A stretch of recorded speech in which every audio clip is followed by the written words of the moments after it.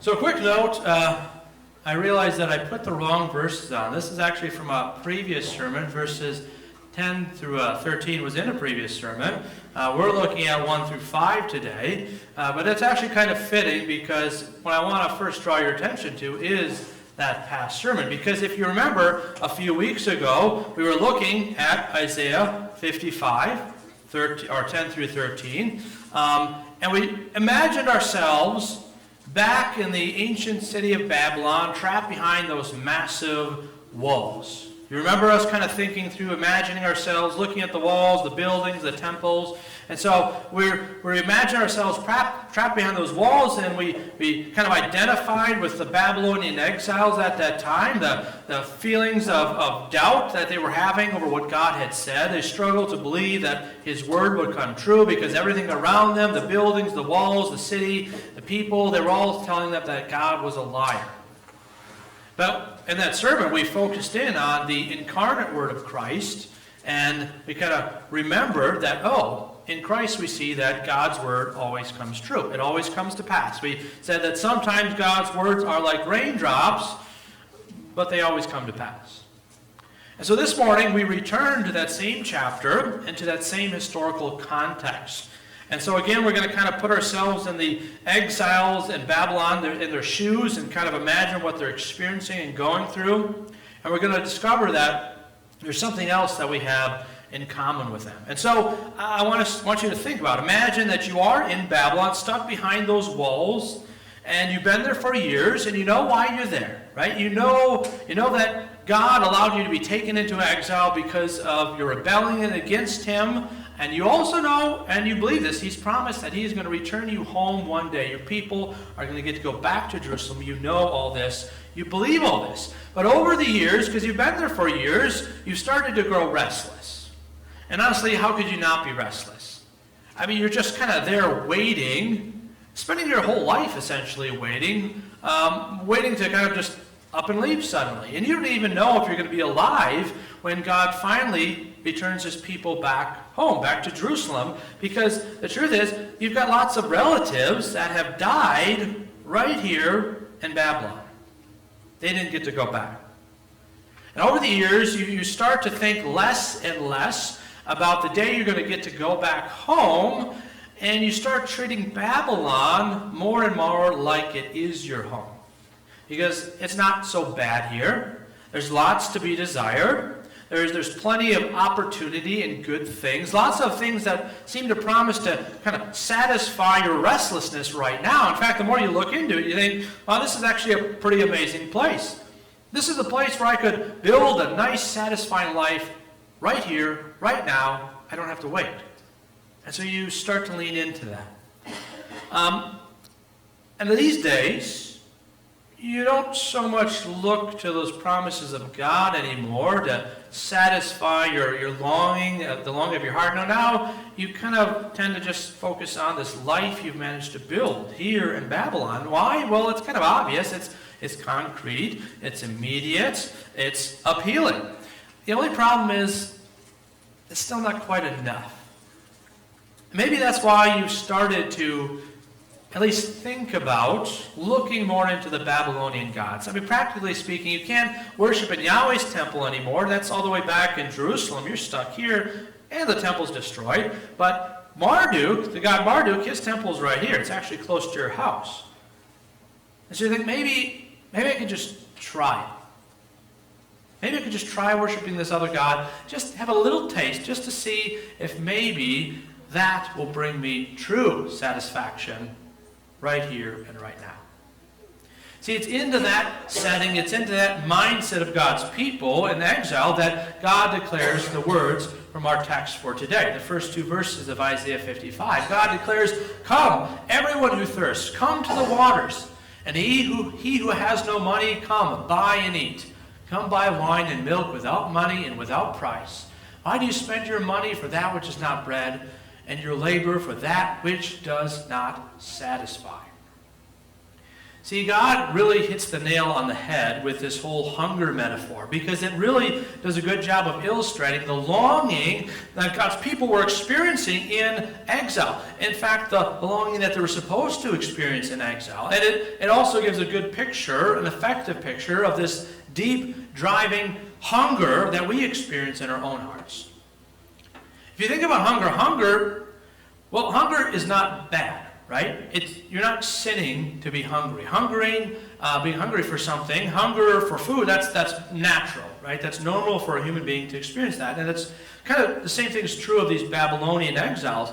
Their hunger for something more, something stable, something lasting, something eternal, it's not wrong. That's not the problem. This frustration and restlessness, this hunger they have for something more, something eternal, something stable, it's not wrong. The problem, it comes in when they start to try to satisfy that hunger with the wrong kinds of things. You can think of the wrong types of food. And see, the same is true for us, because we are like the Babylonian exiles in that our hearts also hunger. They hunger for something more, something with meaning, something stable, something lasting, something eternal. And that hunger is not bad. That hunger is not wrong. In fact, it's natural. We're supposed to hunger in that way. It's intrinsic to who and what we are as human creatures in this sinful world. That's not the problem. The problem is they will often try to satisfy that hunger with the wrong kind of stuff. We have this intense hunger, and we try to satisfy that hunger of our hearts with what I wanted to call this morning heart junk food. Heart junk food. We all like junk food, okay? We all want junk food. You can pretend to be that super healthy, fit person. I don't care. You still want junk food. You still like junk food, okay? Junk food is appealing. It's appealing because it instantly gratifies that hunger by dazzling our taste buds with this highly concentrated sweet or salty flavor. But the thing is, even though a junk food tastes good and fills our stomachs, you can, like I said at the earlier service, you can eat a whole bag of Cool Ranch Doritos and you will be full, right? Even though it tastes good and it fills your stomach, it doesn't have any actual nutritional value or any real nutritional value. So it doesn't really satisfy your hunger. It doesn't satisfy the hunger your body is experiencing for that nutrition it needs. And instead, this like highly processed carbohydrate snack, it just kind of burns up really quickly and leaves you hungry not that much later. See, the world is filled with heart junk food that does similar things. And I think that it's pretty easy for a lot of us to spot most of this heart junk food. You know, it's the fleeting stuff, it's the superficial stuff, but it's also things that, you know, that dopamine hit you get when you do something, you achieve something. Maybe even, you know, a lot of people get that dopamine hit from social media or building something on social media. But it's also, you know, landing that dream job or finding that dream house, or buying that dream car. You know, there's lots of things that are heart junk food. But here's the thing, even those things that we tend to think of as really good and honorable and moral, those also often end up being heart junk food. So things like building generational wealth, not just wealth for yourself, but generational wealth for your family, for your community, building generational wealth. Or it could be this idea of I've got these good, honorable goals in my life, and you achieve those, right? Or it could be, you know, I want to have a big family, a successful family. I want my kids to prosper and thrive. See, one example that I've been thinking of, which kind of builds on this, I've been thinking about a lot lately, and it's this example of legacy. See, legacy sounds really good, but the truth is, it's still heart junk food.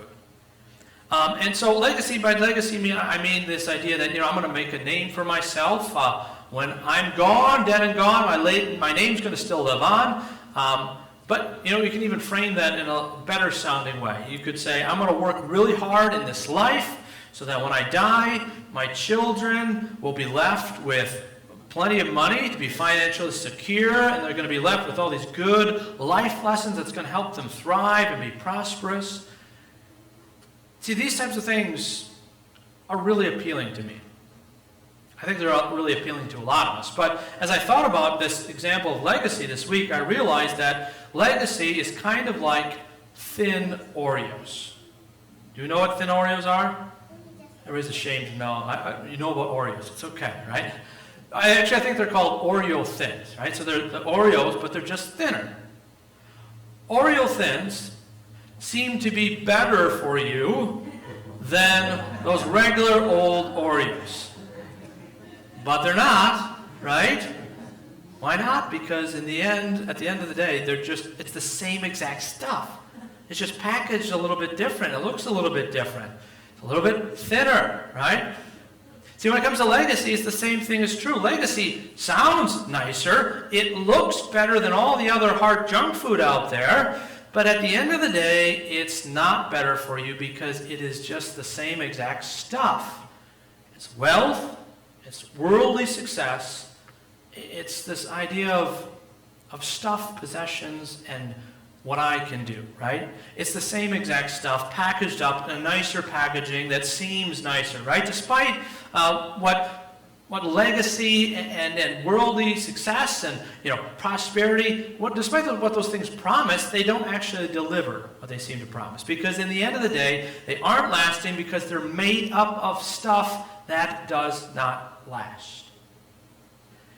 Now, I think it's important to pause here and note that, because some of you might be thinking, Pastor, these are all good things. Why are you saying these things are bad? And we're going to pause and note that I'm not saying all these things are bad.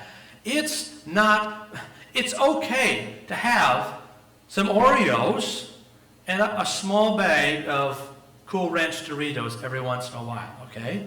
As long as you're not expecting that to give you the nutrition your body needs. If that's your diet, then you're in trouble. But every once in a while, it's okay. And the same is true of these other things in our lives. There's nothing wrong with buying your dream house. There's nothing wrong with buying a sports car. Maybe it's the one you've always wanted.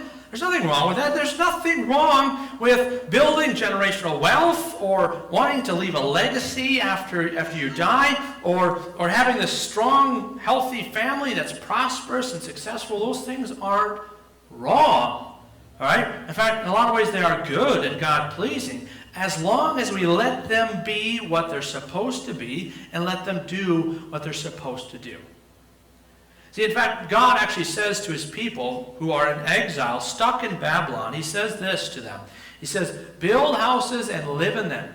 Plant gardens and eat their produce. Take wives and have sons and daughters. Take wives for your sons and give your daughters in marriage, that they may bear sons and daughters. Multiply there and do not decrease, but seek the welfare of the city where I have sent you into exile. And pray to the Lord on its behalf, for in its welfare you will find your welfare. See, they're not supposed to see Babylon as their true home, but building a prosperous life there is not wrong. That's not the problem here. God literally tells them to do that. Isaiah, though, is warning the people in our passage for today that we shouldn't look to those things. They shouldn't look to these things to satisfy the deep, deep hunger in their hearts. The hunger that the exile is supposed to be stirring up in them. These things are good, they're nice, but they're not going to satiate and satisfy that deep, deep hunger. Because the thing is, when it comes to good things like this, they're fine. But if we're going to look at them in the context of that deep longing in our hearts, it's the equivalent of junk food. Right? It's never going to be enough. Never going to be enough. And if this is all your diet, your life diet consists of, you're going to wind up extremely malnourished. A good friend of mine who used to be an ER nurse, he told me about this experience he had in one of his nursing classes. So the instructor put up two images on the screen at the front of the class. One was of this extremely thin man from a third world country. His body literally looked like skin stretched over a skeleton. And then the other picture, the other image was of a very, very overweight, obese man. And the instructor asked the class, which of these two men is more malnourished? And one of the students raised their hand and said, well, neither of them look healthy, but the thin one has got to be the one who's more malnourished.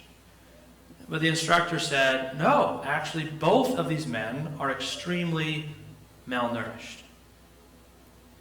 See, just because a life is packed full of prosperity and success and good reputation does not mean that that person is actually satisfied. In fact, a life packed to the brim with money, wealth, and achievement can actually be a sign that that person is especially unsatisfied and that they are deeply malnourished spiritually. Because it can reveal that that person, they are spending all of their time and expending all of their effort on trying to shove more and more hard junk food into their life. It's never enough. And so they start trying to fit more and more and more and more into their life. See, there's a reason that's become sort of a cliche now to say that the most wealthy and successful people in this world often are also the least happy and the least satisfied people in this world. Now, I don't think anything I've said to you so far is a shock to you. I don't think I've actually told you anything new. Maybe I've ruined Oreo Thins for you, right? I shattered that delusion, right? Or maybe I've unmasked some hard junk food in your life, some things that you kind of were treating as something that's going to satisfy that hunger, but I've kind of revealed that, no, that's actually hard junk food. That's possible too. But I think generally speaking, us, the people gathered here, we're pretty good at recognizing what is hard junk food and what is real food for the heart, what is fleeting and temporary versus what is eternal. And so I think that the bigger question for us to face today is, why do we still do it? Right? Why do we still do it? Why do Isaiah's words here still ring true for us today? Why is it that we still spend our money on that which is not bread and labor for that which does not satisfy? See, if you think about your literal, actual diet, right? The stuff you literally eat. I think a lot of times we go with the junk food because it is cheaper and it's easier. It's a lot of work to cook, right? And I think that's true of a lot of the hard junk food in our lives. And it's usually the stuff that's easy for us to point out. But that's not really what this passage is warning us about. See, think about a lot of the hard junk food we've talked about so far. A lot of the stuff we've talked about so far is not cheap and it's not easy. Building generational wealth is not easy. Leaving a legacy that's going to live on after you die, people are going to know your name, that's not easy. That requires a lot of effort, sometimes an entire lifetime of effort.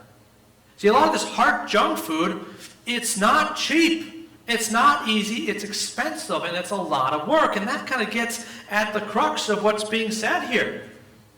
God's saying, why are you spending all your money and all of your time and all of your effort? Why are you spending your life trying to get this expensive heart junk food? Why are you spending so much money and all this time on this? And see, the answer to that's actually pretty simple, because the real food, the food that our hearts actually desire and actually need, it's not just expensive, it's impossibly expensive. It's kind of like shopping nowadays. I mean, we all know food's gotten more expensive, right? You go to a store, anything that's fresh and healthy and tastes good is ridiculously expensive. The other day I bought a bunch of fresh blackberries, and I almost went broke, right? You run out of grocery money pretty quick when you're buying that stuff. But you see, the thing is, loved ones, if you are trying to buy a great future that lasts forever, you might as well throw your money in a hole. If you're trying to work hard enough to undo the failures of your past, to erase your sins, you are better off and you're going to be more successful trying to empty Lake Michigan the rest of your life, trying to empty it with just a spoon, one spoonful at a time, right? The point is, it's pointless. You're never going to be able to afford the real food that your heart needs and your heart desires. That's why that's why we often tend to settle for the best heart junk food our money and our efforts can buy. But here's the thing. All that is what makes verse 1 of our text so powerful, so amazing, and so profound. Come everyone who thirsts, come to the waters, and he who has no money, come buy and eat. Come buy wine and milk without money and without price. See, the image that's meant to be brought to your mind when you hear these words is this image of a bustling marketplace with all kinds of vendors shouting out to you, crying out to you, trying to get your attention, trying to get you to come and buy something from their stand. But what they're crying out is odd, right? They're crying out, come, all who have no money. What kind of vendor wants customers that have no money, right?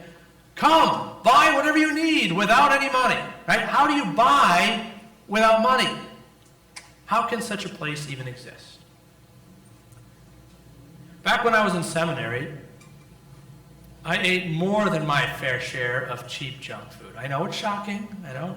You look at me and you're like, I can't even. That doesn't make, the truth is, it makes perfect sense. Like I said in the early service, when I got here to this church, I was a rather, a rotund fellow. All right. Okay. So I'm not trying to claim here that the reason I consumed the junk food I did was purely because of money, but I will say that finances, as a broke seminary student, finances were a part of that. Okay, but there was this one place that I regularly got, more expensive, healthy food to add to my diet. There's this, it was kind of like a little mini grocery store in the basement of the seminary, and it was stocked full of, food, and a lot of healthier food, stuff that would be expensive in the stores. It even had a pretty big section of fresh produce. And you see, once a week,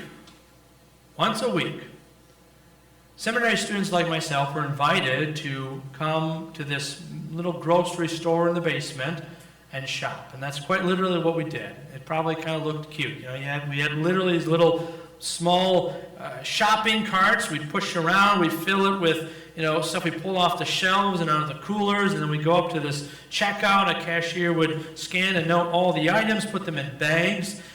But the crazy part is that after everything was rung up, the total always came out to be the exact same. $0. See, it was actually a place where you could shop without your wallet, a place where you could buy without money, a place where a broke seminary student without money could come to buy and to eat. And how was that possible? Well, it's pretty simple. All the food in this really food bank was purchased and donated by the supporters of the seminary, by the church, by people who were supporting the seminary and its students. We could come and buy without money because someone else had already paid the bill, somebody else had already paid the price. See, loved ones, Isaiah 55 verse 1 reminds us that there is just such a place for all of us. In these words, we hear the voice of the one and only one who can satisfy the deep hunger and longing of our hearts. He is the one who says to us, come everyone who thirsts, come to the waters. And he who has no money, come, buy and eat. Come buy wine and milk without money and without price. He is the same one who declares in John chapter 6. He says, I am the bread of life. Whoever comes to me shall not hunger. Whoever believes in me will never thirst. And loved ones, once a week, he invites you.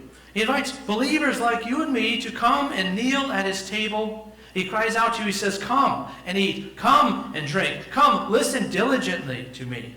Eat what is good.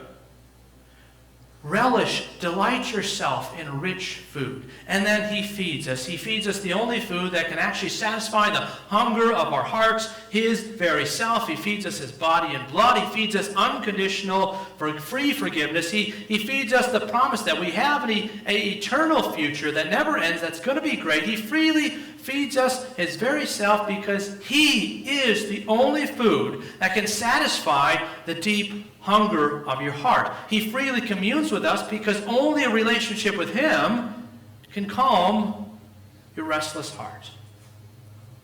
And when the meal's over and we are preparing to leave, the check always comes out to the same total, $0. How's that possible? It's simple. He, Jesus Christ, has already paid the bill. He's already paid that price that we couldn't pay. And he paid it with his own blood. See, loved ones, come to this rail and eat without price. Come, delight yourself in the food that actually can calm your restless heart and satiate that intense hunger. Come to the Lord's table. Amen.